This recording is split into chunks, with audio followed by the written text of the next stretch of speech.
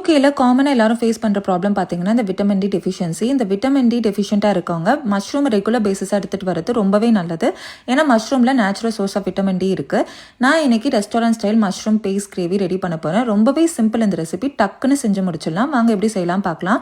First பேனில் oil ஊற்றிட்டு ஜீரகம் போட்டு வெங்காயம் நல்லா வதக்கணும். அந்த வெங்காயம் வதங்குற கேப்பில் ஒரு பேஸ்ட் ரெடி பண்ண போகிறேன். இந்த பேஸ்ட்டுக்கு 2 தக்காளி, இஞ்சி பூண்டு, காஞ்ச மிளகா இதை நல்லா ஃபைன் பேஸ்ட்டாக அரைச்சி எடுத்துக்கணும்.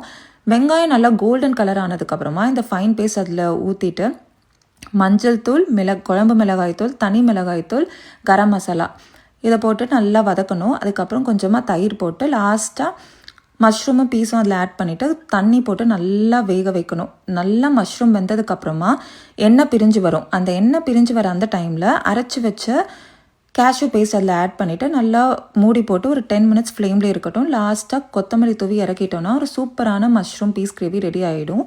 சப்பாத்திக்கு ஒரு ஹெல்த்தியான சைட் டிஷ் அண்ட் டேஸ்டியாக இருக்கணும்னா இந்த மாதிரி செஞ்சு பாருங்கள். ரொம்பவே டேஸ்ட் சூப்பராக இருக்கும்.